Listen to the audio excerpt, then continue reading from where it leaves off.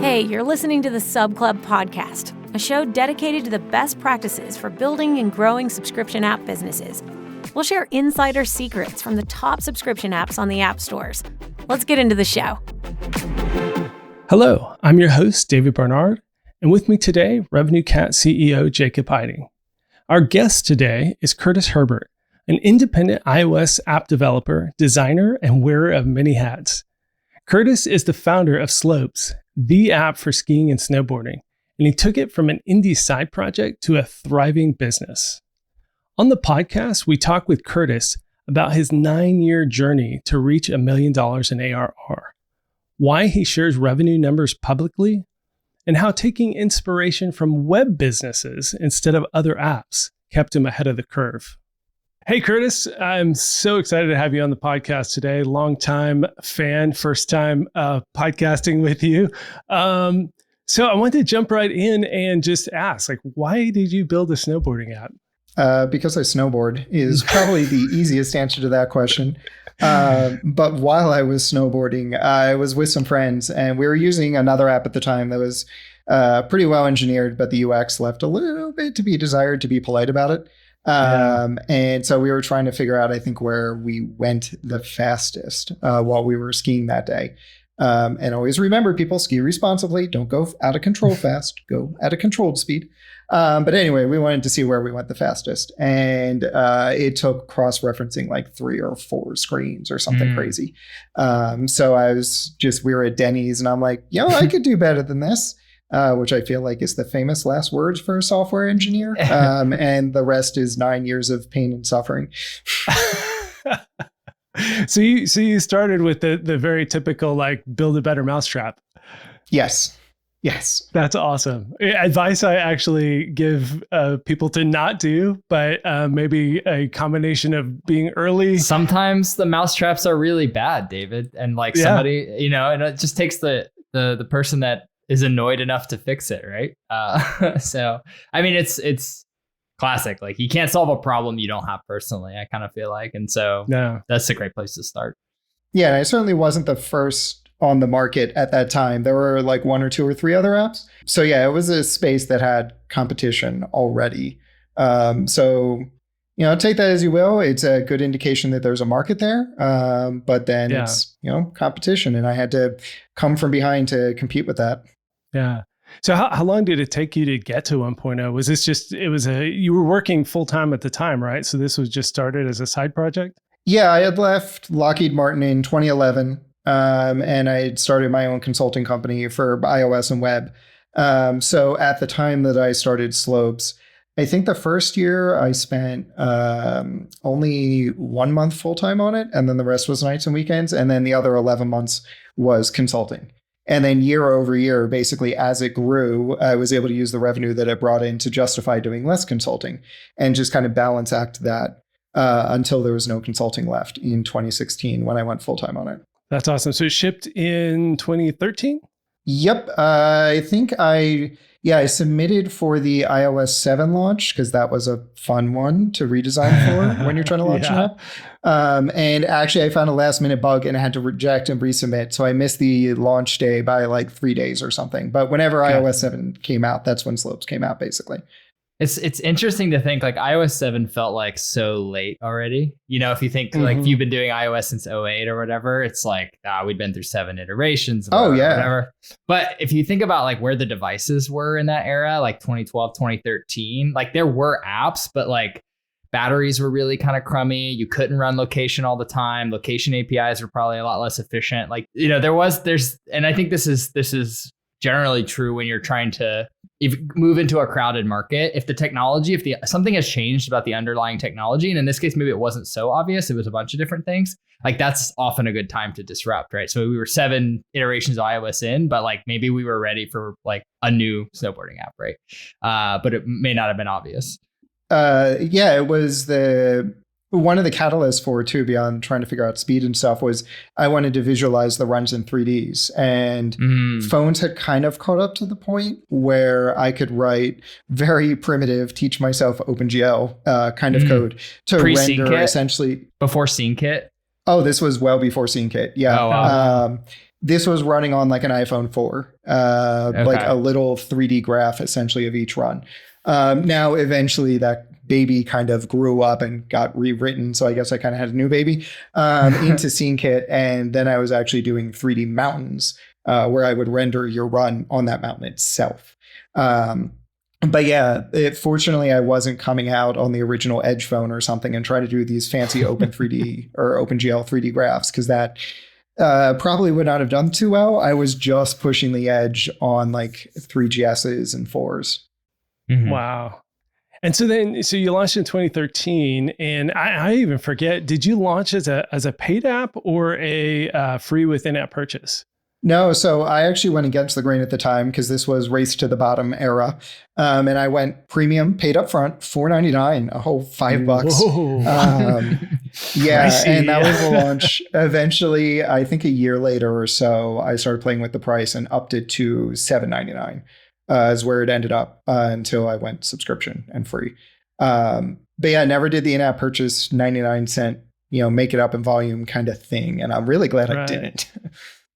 So, and then, I mean, you've been super open, and we're going to talk more about this later, but you've been super open about your numbers and share, regularly about your revenue and all that. So I'm just curious, how much did you make with it paid up front? Did you have a big launch? Did you get a little press? I mean, that was kind of the deal back then, right? It was like, when my Launch in a Pro app launched, it was like $2.99, but we made like $60K in a week. So did you have that kind of a big launch and get some press, or did it just kind of trickle in? Oh God, no. It was pretty bad. Cause I mean, I was coming out of nowhere to do this. Like I didn't have an audience really. I've been in the iOS community a little bit, but yeah, I was no underscore with 80 apps already in the market that I could build on top of that audience or anything like that. So no, the launch I was quite disappointed with. I mean, I went at WWDC, some of the Apple press, not Apple, but people who reported on Apple, were kind enough to volunteer some of their time at one of the bars and talk to a bunch of indies and people trying to make apps to be like, hey, how can we get your attention? How should we have a press kit? Stuff like that. And I remember talking to them and then being like, oh my God, you have an amazing app. Like, yeah, it kind of sucks. No one's written about it.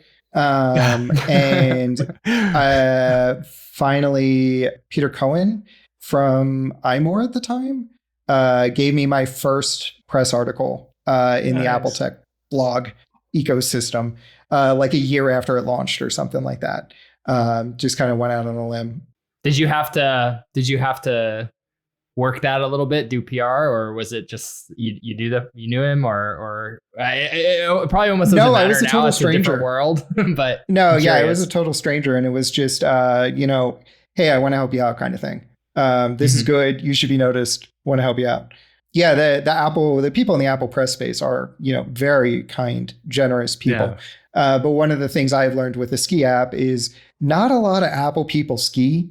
So it's very hard, for example, for Mac Stories to justify covering slopes because 10% of their audience might ski. I don't know the actual number, but it's not that relevant versus productivity tools or weather apps or stuff like that.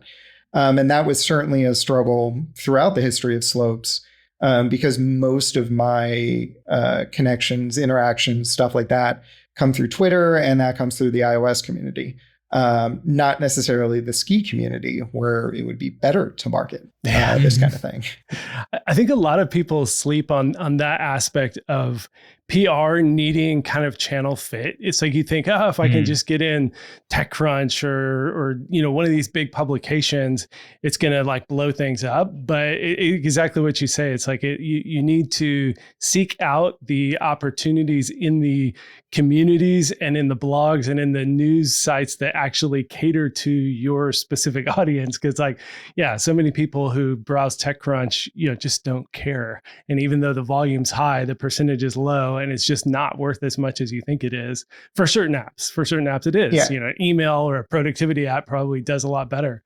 So anyhow, it sounds like it was a couple of years of really struggling, but you made a little money as a side project. I just looked it up at figures. So I made $10,600 in the first 2 years of Slopes' existence as a paid upfront app.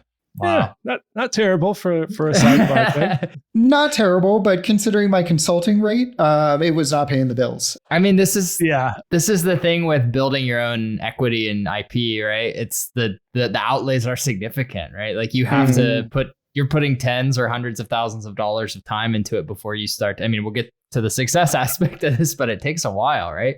Yeah. I mean, first season, I think it was $1,800 I made. So this is nights and weekends, taking a month off of work, getting a launch, not getting any press. You can imagine it was a little disheartening. But, I kept with it. And then the next season got a little bigger, and then it just kind of kept going from there. Yeah. So then I did want to talk specifically. You switched to subscriptions in 2015, which is still actually pretty early. Which, we talked to Mile IQ on one of the recent episodes, and they were even before that. But 2016 was a year when Apple really kind of opened things up, and like any app can do subscriptions. Yes. So I'm really curious, like what way back then inspired you to do subscriptions? And then did you have any like issues with Apple approving a subscription for a snowboarding app? No issues whatsoever. So what inspired me was the web community. So like I said, when I was consulting, was doing web. I've been involved with the web since it started, and I've always kept a foot in that arena. So watching software as a service take off on the web, everything there was subscription. And I, for a long time, felt like the web has figured out a lot of stuff that the iOS community is just now figuring out. They have about a 10 years head start on us. So in 2015, I decided like, hey, this app people love it. The users that I had loved it. But it's not doing what I wanted to do. I think it could be bigger. The ski market could certainly support a big app, I think. So I decided to, take a serious run at it, basically. Like, look, what am I going to do to run this like a business, not like a little side app? And at that point, I was looking around, and there were only a few other apps in the App Store that were doing it that weren't dating apps and stuff like that. Like Strava had a subscription, I think. Runkeeper definitely had a subscription. Running apps, essentially slopes, but for running. And they had yearly subscriptions. Now, I forget if they were through the App Store or just their web building portals. I don't remember that. But I was looking at them, and they were charging $50 a year, stuff like that. So I kind of felt like, hey, why don't I give that a shot?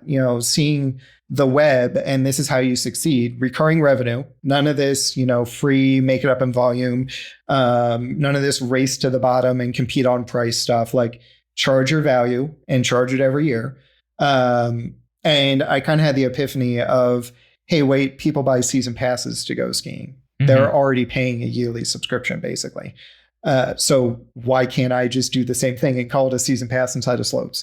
And at that point, that was when I really cemented, like, I need to try this. Like, the ski industry is trying it. There is no reason the app for the ski industry should not also try it. So yeah, when I launched it, it was yearly and monthly. I got rid of monthly pretty quickly, but yeah, there were no problems from Apple with the original one. So I was non-auto renewing back then. Like you pointed out, we hadn't gotten the go ahead yet. And that was just a gambit I was taking that, I would figure out how to self churn. Right. But no problems getting it approved. It went right through. I never got any pushback from that. Some customers were annoyed, but I made sure to take care of the existing paid customers very well. Still to this day, I'm keeping features unlocked for them, some feature parodies, stuff like that. This is 7 years later. And I made sure some of them knew what was coming. Like, this was not a big surprise per se. And made it very clear what they would be getting to be taken care of. And so some of them were annoyed, but I think overall most of them were pretty okay with it. And I still have people to this day write in like, hey, I bought version 1. I'm still rocking the free version. Thanks for keeping it alive, kind of thing. So taking care of them. And I didn't have a huge customer base yet. It wasn't, 30 million subscribers or something crazy. Like, it was reasonably small. So the hate email wasn't too overwhelming.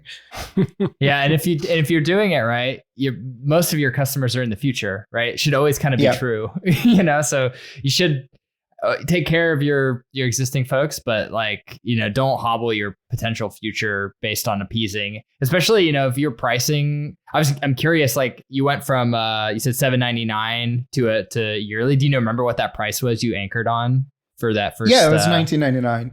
Okay. And then I also had $8.99 monthly, which was designed to make the yearly look better. Price anchoring, see the web and SaaS. I actually got rid of that pretty quickly because I realized a lot of people were buying it and I wasn't sure why, because it was a terrible deal. And then I realized, again, mirroring the ski industry, people want day passes or multi-day passes because a lot of people go skiing for 2 days a year. And so a season pass wouldn't make sense to them. And they were buying the monthly as a way to get around that. So I quickly pivoted, got rid of the monthly and added consumable passes into the mix. Did you, I mean, it seems like the monthly is a good workaround, but I guess from a user experience perspective, you just didn't want people subscribed when they were really trying to just do a daily thing? Yeah, I mean, honestly, it feels like a dark pattern in my industry. I know one other competitor that is now dead towards the end tried to trick a lot of people based on some dark UX into monthly. And their app reviews were filled with people saying, why am I getting billed with this over the summer? It's a ski app. What's going on? So I figured monthly, like it honestly just didn't make sense if I could pull off the consumable thing, which I could. That one at the time, I did get a little pushback on Apple just from the day pass because you couldn't have a essentially what they were considering a subscription be a day long. So back then I just had to call it a single use pass, which just happened to activate for 24 hours when you turned it on. But protecting consumers, Apple. Yeah, it was a minor, like one phone call from App Review and we were clear. And good. I got it fixed in 24 hours. Like it was fine. That's good. So when did you switch? So are you doing auto renewing now on your annuals, or did you ever make that switch, or is it? Oh God, yeah! As soon as it came out. Okay. Yeah. As soon as it came out, I switched to auto renewing, which was, I guess that happened about 2 months before my initial set of subscriptions were set to renew. So the timing was pretty good. It happened, I think, right before the season started, if I remember correctly. Gotcha. And so then, but you did have to upgrade those initial non-renewing into the renewing, right? So you did have probably higher churn that year than future years. Oh yeah. But I mean, that's just part of it. I mean, there was no clean way to make that transition. Right. And I was already planning on, I have to sell them again on the yearly pass anyway, because it wasn't going to be automatic. Right. So I was prepared for this. It wasn't a surprise for me. And it was a happy surprise, actually, that, I'd be transitioning them to an auto renew setup. And I remember checking the first year with the auto renew that, not too many people were keeping subscribed if they didn't then record the next season. And that number was very low. So I was happy that, even though I had switched to auto renew, it wasn't taking advantage of customers. Yeah. They had been canceling. People tend to be pretty rational about it, especially for good apps. I think, like, if you're being very honest and not using dark patterns to trick people into it at the beginning, like folks will unsubscribe to these things. And I actually think it's really, if you're building value, people are using it and you're storing logs, right? Like it's a long-term relationship with the app. I feel like this is a really great example of an app. I mean, you knew this, you knew it before a lot of other people, I think. Yeah, it was something that, I definitely had to be prepared for as part of the ski industry. People don't go skiing every year. You might go on a great ski trip 1 year and then not go again for 2 more years, but then you'll come back. And getting customers to come back and remember the app is always been a struggle. Something I still work on to this day.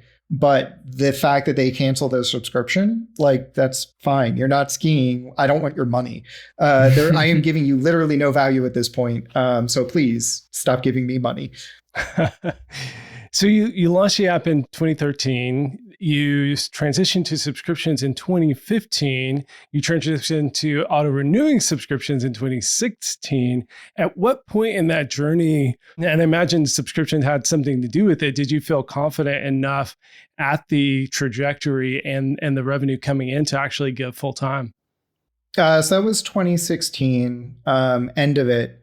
And I don't think it necessarily had anything to do with the fact that auto renew was happening, because I couldn't see what that churn was going to look like until 2017.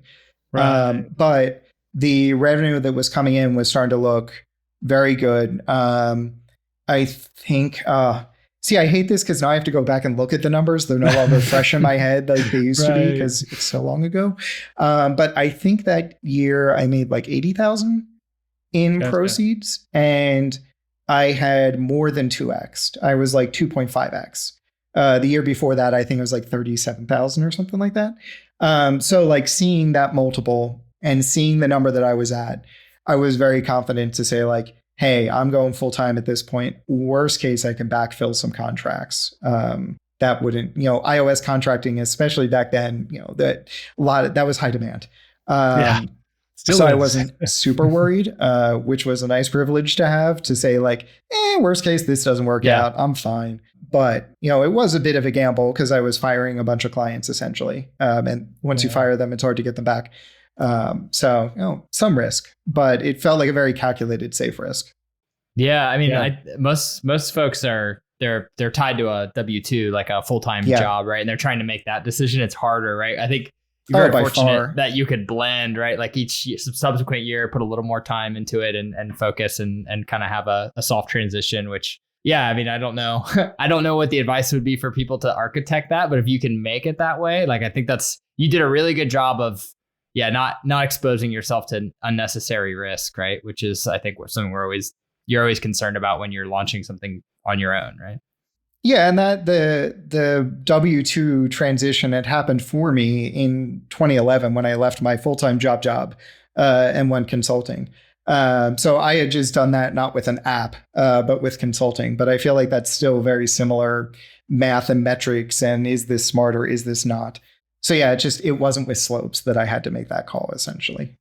I've given this advice privately a few times, and I'll give it publicly on the podcast. But with the job market, what it is, especially for a talented developer, in mobile development, even more specifically, like there's just so much more demand.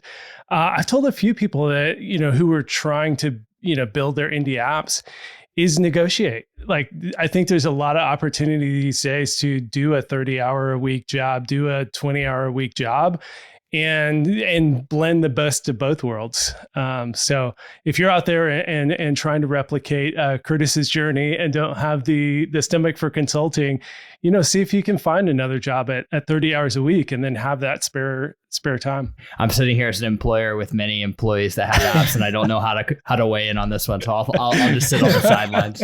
That's a very polite no. You're coming to work tomorrow, David. This is not allowed. So I did want to dive into the marketing. So again, like this kind of arc that you've gone on from this, total side project, barely making any money. How did you start getting that traction in attention? Like, where did that early growth from 2013, 14, 15, how did you get that 2.5x year over year? Honestly, part of it is I don't know. I like to think it was word of mouth. I didn't have analytics in place, so I can only venture guesses at this point. I wasn't spending anything on ads. I think my first experiment from ads was 2016, 2017, somewhere in there. I did Instagram ads for like, I don't know, $5,000 or something. Like, I didn't throw a lot of money at it. It was, a small percentage of my yearly downloads at that point. And so a lot of it was just word of mouth, luck that the ski community does tend to talk to each other. It's a group activity. If you're out talking about your top speed at dinner, I'm going to be like, hey, how do you know how fast you went? So I feel like there's, in that regard, at least the core of the ski community, the people who go often, not just the people going out for holidays, they're going to talk, share things like that. So I think that was definitely an advantage that helped my word of mouth efforts. Now I did try, and I hope I was smart.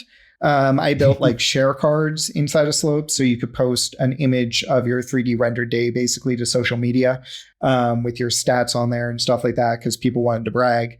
So I tried to do some small things to encourage it. No real growth hacking or anything like that.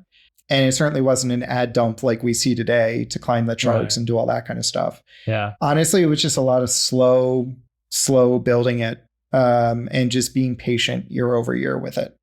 Yeah, I mean that's I think people are always trying to figure out like this product market fit question or like, you know, whatever. But I think that's probably one of the best signs is when things are growing and you don't know why. It's like, I don't know. I don't really do much. It gets bigger every year, right? That's the word of mouth is a very clear signal of product market fit and people that need it. And I mean, that's why, I mean, we'll get further into how things have progressed from there, but that's kind of the first tell you see for a lot of apps or SaaS or whatever. It's like growth just kind of happens.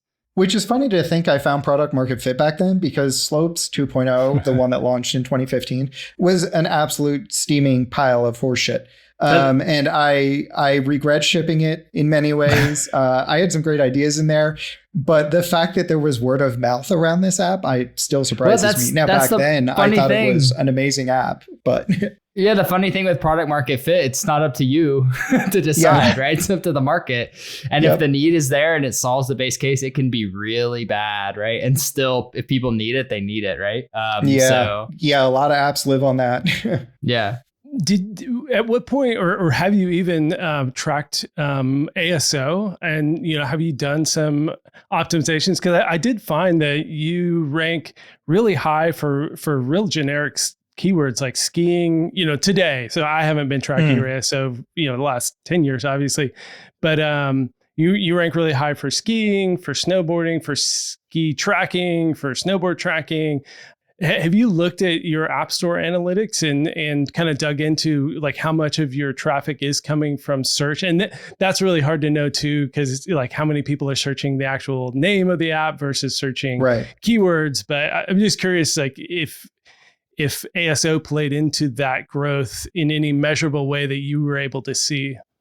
So I forget the date of it. I want to say probably around 2016. There might be a blog post about this. Please see my blog and hold that to the source of truth, not necessarily what I'm remembering right now. But I think it was around 2016. I did start to try and do all the right things with screenshots, ASO, all that kind of stuff. Fortunately, I know my way around Photoshop, so I could come up with some decent, screenshots, stuff like that, experiment with different ideas in there. But that's, the marketing side of things. It's a weird journey, because I remember in the beginning always hearing like, oh, we're going to do all this development, but you can't forget to market. And I'm like, oh yeah, sure, I'm going to market. And then I try and pull like a Michael Simmons or something with the Flexibits, the big surprise announcement and everything. And that only works if you have an audience. And I didn't realize that key factor back then. And then I didn't really keep up with the marketing too much. But then I started to be like, okay, I need to pay attention to this, and started to look at ASO. And tried my very amateur attempts at doing a good job with that. I remember there was one blog post from App Figures that was talking about like combining subtitles and titles, how you can play off those combination of words. And that definitely helped rank for some of those more generic words like ski tracker and stuff like that. That wasn't just like keyword stuffing necessarily in the title. So I tried a bunch of that. So employee number one, Ella, who came in to help with some marketing, growth, all that kind of stuff. She had definitely been giving a much more serious go at ASO stuff for probably the last 2 years or so. And that certainly helped a lot. So that's kind of, if I tried ASO, yes, I'm sure I was an amateur. But I feel like one of the key things is, I don't know how true it is nowadays, but certainly back then, if you're at least trying, you're doing better than 90% of the people out there. Because most, especially indie developers, we vomit at the idea of marketing and ASO and screenshots and all that kind of stuff. So we kind of leave it to the last minute. So if you're actually spending a couple days a month trying this stuff, you're probably going to have a leg up. Yeah, and you mentioned App Figures. Like there's lots of content out there to like, for the developer who's engineering focused, like trying to do growth, just find like the best example you can find and make it work for you. That will be good enough. You don't need to invent something. You don't need to get fancy. Start with that, and then you can worry about your other problems down the road. But like having a little bit of an idea about growth and like it helps, you should do it. And speaking of which, I'm super impressed that the first employee you hired was for marketing and growth. Because I mean, it just, so typical of an indie mindset. Like I would have thought it would be designer or another developer to push more features. But I think it was really smart that your first employee was for marketing and growth. So I'm curious kind of what your vision for that position was, and then kind of how it's gone to have you doing kind of engineering and pretty much everything else, and then have somebody like full-time thinking about how to grow the product. So I'd like to say I was smart and had a plan for this. I didn't. So she was actually a customer who wrote into me with a health kit bug way back in the day. And then we just kind of started chatting. Because my email signature for customer support still to this day says like, oh, can you leave a 5-star rating? They're like gold to independent developers. She saw that, I believe, and was like, oh, wait, you're independent, you're a small shop doing this. And she snowboarded a lot. She was passionate about the space, so she was interested. And like marketing, ASO, all that kind of stuff was kind of her wheelhouse. So yeah, she just kind of came in and proposed like a part-time engagement thing to help me go through my day, like all the stuff I knew I should do by looking at the web and SaaS, like, oh, I should be figuring out all these numbers, running all these analytics, coming up with customer segments, stuff like that. Like the things I knew I should do, but just never made the time for. She came in and she's like, hey, I can do that stuff. I've done this before. Can I get access to an anonymized version of your database and I'll figure this stuff out for you? So hired her part-time to do that over one summer, and it went really well, got a lot of great insights, and then just kind of built on that from there. And until May, almost a year, last May, that it was full-time at that point. So it just kind of organically grew. But I did know hiring a developer or a designer, as tempting as it is, was the stupidest decision I could make. One of the things I've been lucky with is I can design, I can develop, I can do half decent UX. I can pretend I know marketing. I can balance my books and run Xero and Gusto and do all the HR stuff. Like being able to do all this stuff has really enabled me to go far with Slopes versus a lot of entrepreneurs that have to hire a developer. And for that, they need to seek funding. So the fact I could do it myself, I think was definitely a bit of a superpower.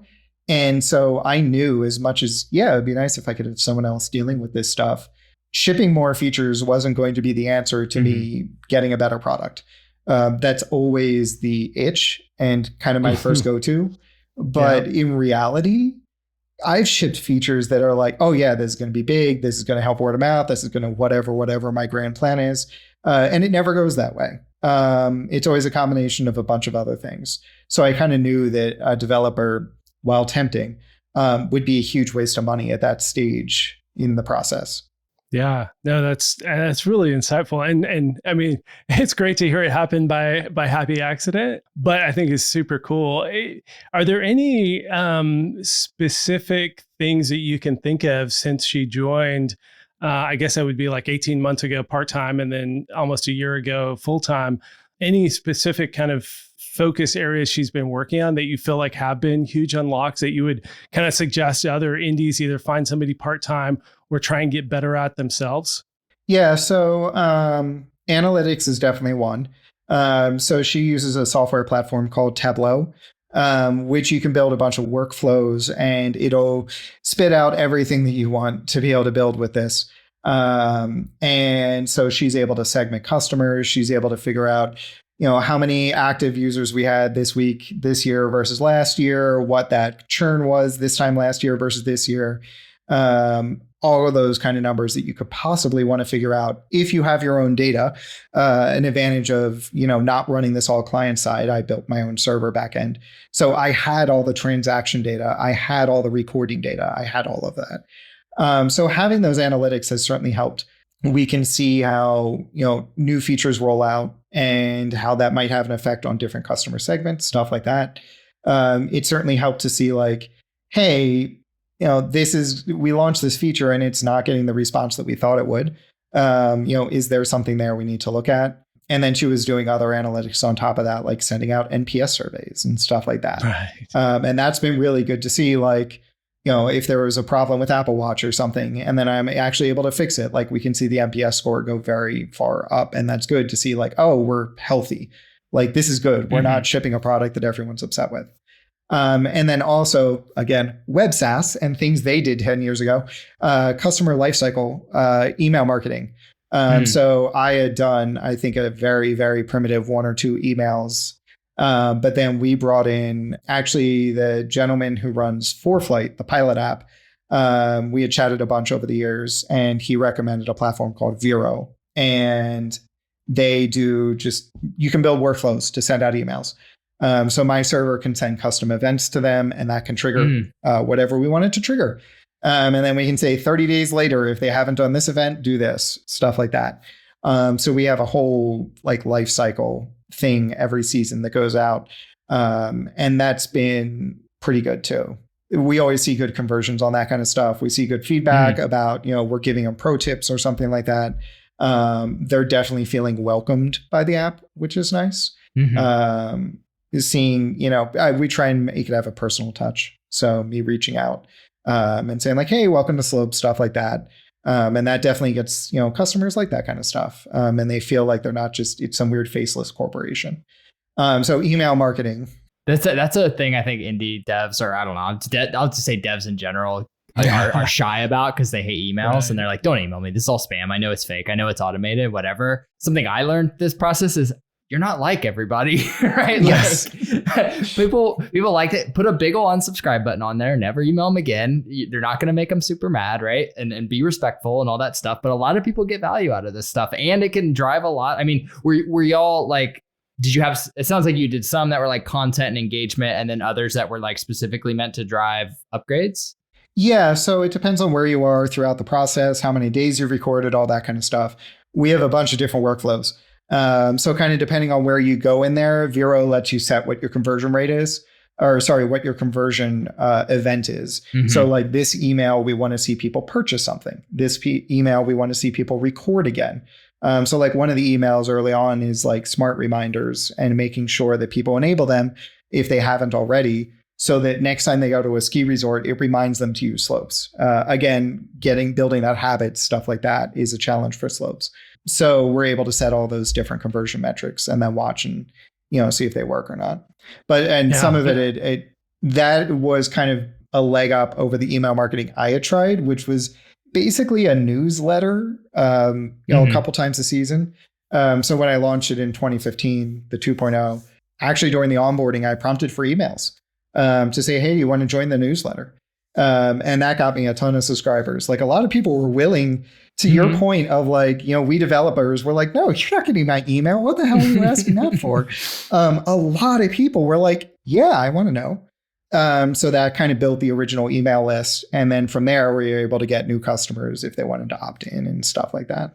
I had to ask because I know you roll a lot of stuff yourself. Like you've good backend developer. You've done a lot. Your subscription infration is great. I wouldn't say good backend developer, but we'll say backend developer. Well, let's say capable. It's capable. You certainly achieve things. Was this like the first like external like tooling you brought in? Like, did you kind of try to keep it all in your stuff? Like, what was this the first like marketing platform or something like you used? Yes. Yeah, it was the first major one. And it was a bit of work coming up with all the different events that we wanted to trigger. Like, did they just record their first activity of the season, or is this their 10th activity of the season? Like different events for all those different things, not just like, hey, they created an account. So it was a bit of integration, getting all those events hooked up and sent over to Vero. But yeah, this is the first real big external tool that we had any kind of integration with. Yeah, because you don't use like Amplitude or Mixpanel or any of the analytics or any of that kind of stuff, right? You've done most of that in-house? So some of the analytics is done through Firebase, at least in-app stuff. All of the other stuff, analytics-wise, we do just through database events. And then through Tableau, we're able to do reporting on that. Haven't hooked in Mixpanel or anything like that. I found a lot of web SaaS stuff isn't priced for mobile. Like at Slope scale, I'd be paying way too much money for this. They're thinking like web SaaS, where you're like happy to have, this is going to sound insulting, but they're happy to have 1,000 users. Like that's their scale of, because they're charging much more for a product. They're building professional B2B products. They're not building consumer products. Maybe that's a better way to put it. But at the consumer mobile scale, I cannot afford that stuff. I remember this. I'm going from as somebody working in B2C to B2B. Like I remember buying Segment and Mixpanel back then and being just like mind blown, like how much it was going to cost us to do this. And then with Revenue Cat now, I think we finally just moved off of the segment based plan, like, 4 years in, because like the numbers, it's just orders of magnitude less. It's a big opportunity still, I think, for there needs to be more tooling oriented for this kind of scale. It's just a different problem. Yeah, it really is. Yeah, I tried to buy Mixpanel for my Mirror app, and they charge per user, and I had tons of user, and my lifetime value was something like 45 cents or something. Oh, no way. Yeah. You can't afford that. Yeah, because it was just monetized via ads and a one-time like $3 unlock to remove ads. And so I burned like, $3,000 trying to be a big boy and integrate the big boy tools, but it was not priced for that kind of an app. But Curtis, it doesn't sound like that caused you that much heartburn. Like it sounds like you were kind of able to bring the tools in when you needed them, and you didn't have to come out of the gate with some crazy MarTech stack and like have everything instrumented and everything. It seems like no, I'm a big proponent of, I guess, being a little bit conservative in how much I take on, how much I'm screwing over my future self by whatever debt I'm taking on now, both technical and monetary. Just playing it slow and being okay growing organically and slowly. Like actually this year was the first year I moved Slopes off of a $15 a month DigitalOcean server. That is what has powered Slopes until the Find My Friends feature came out.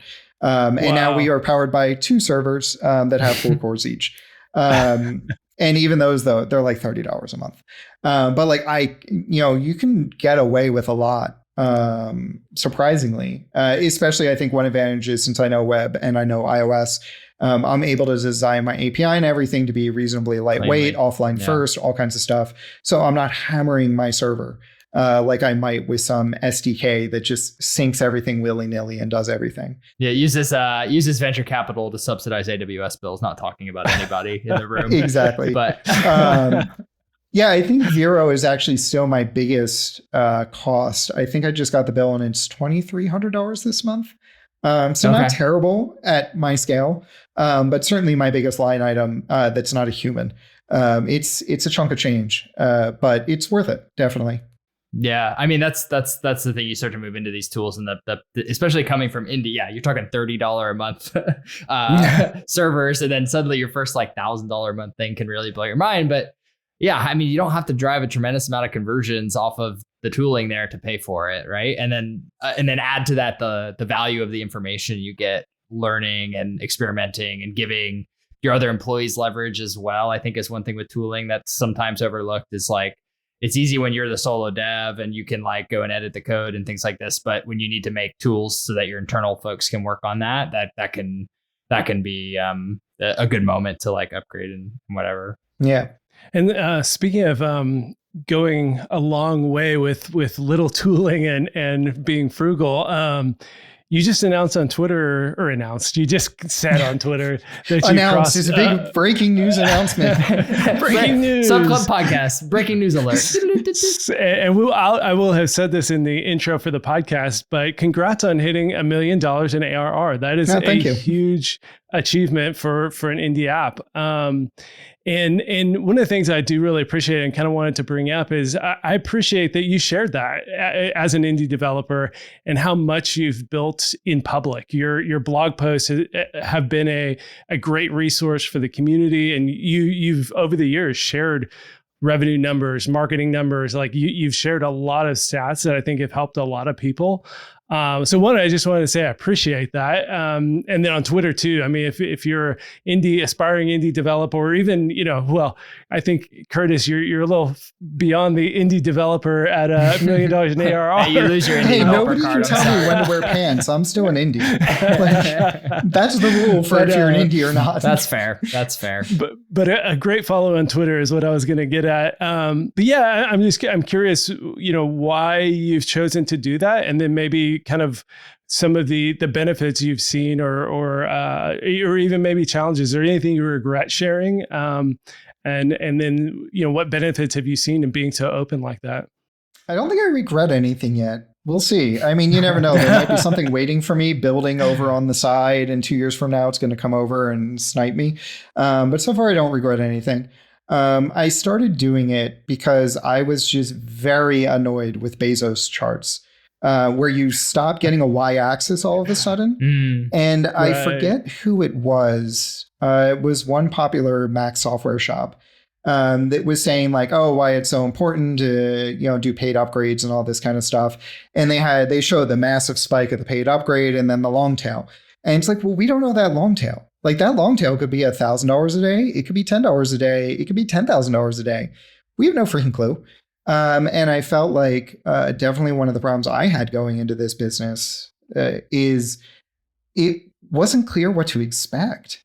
Like with all these charts out there that have no axes on the y-axis, like I don't know, like I just couldn't make any sense of it. So I really wanted to put something out there that, not that my journey represents everybody else's journey and what they can expect or anything like that, but at least to say like, hey, this is what my journey's been, and maybe level set some expectations. Maybe your journey is going to be different. It's going to be VC funded. So my charts are nothing like what your charts are going to look like. But I just hated that void of information and that secrecy in a way of like, oh, I found this great marketing tool, or this great marketing hack or something like that. I don't want to share it with anyone. I feel like that stuff, we should learn from each other as best as we can. The industry is better off if we're all learning this stuff. One person keeping it a secret doesn't help. And not that anything I have is particularly secret worthy. But, whatever.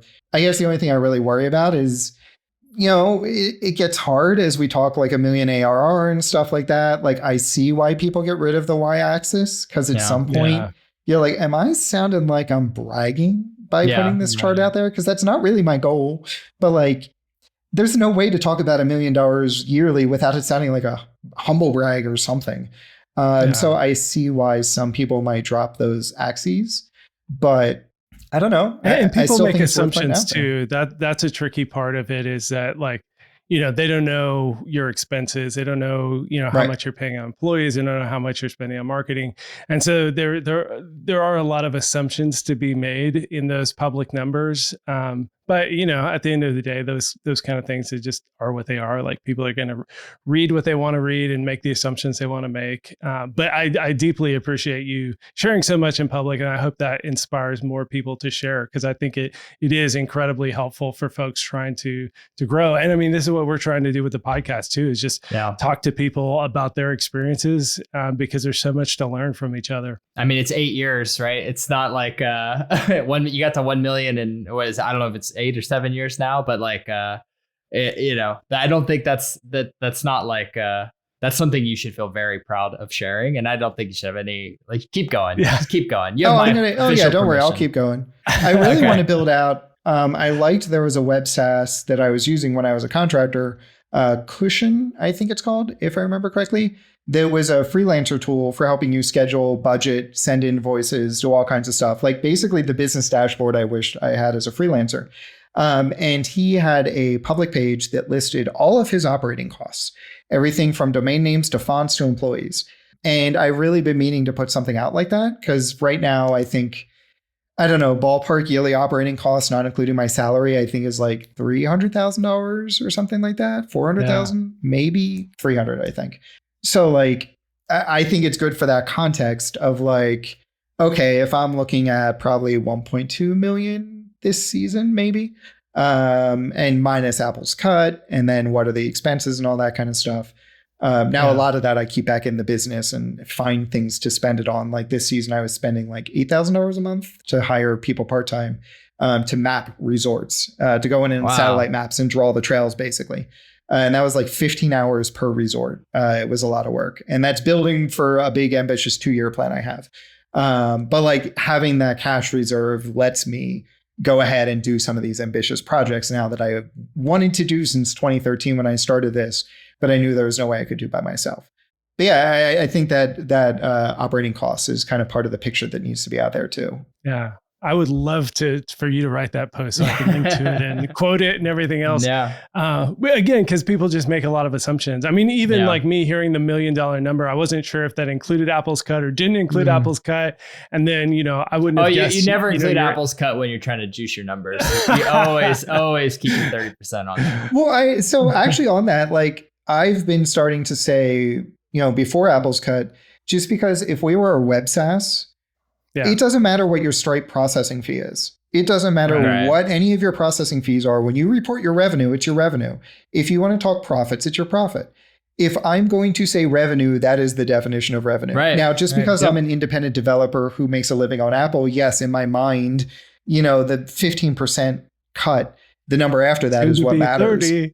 But still a small business. Thank you very much. Not $1 million in proceeds yet, $1 million in revenue.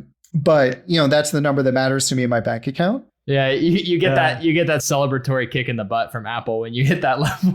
Yeah. Oh, we have an internal like how screwed are we calculation because it's going to be plus or minus $50,000 by the end of the year that we're going to come in the small business or not. So it's going to be cutting it close this year, I think. Yeah. Well, thanks so much, Curtis. I think it's a great place to wrap up, and you've been so generous with your time. People should go check out Slopes. We'll put some links in the show notes, but anything else you want to share or pitch?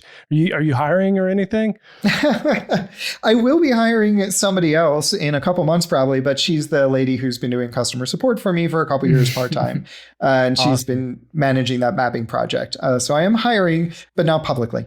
I already have someone for that role. Sorry. No, I don't think there's anything really to pitch besides, check out the Slopes Diaries on the blog. That's where I put all my numbers. Twitter, usually I'll tweet out numbers well before I write a coherent article about them. And, I tend to tweet my designs in public and everything like that too. So check that out. And I think that's about it. Awesome. Thanks again. Thank you, really Curtis. Appreciate the time. Sure thing. Yeah, thanks for having me.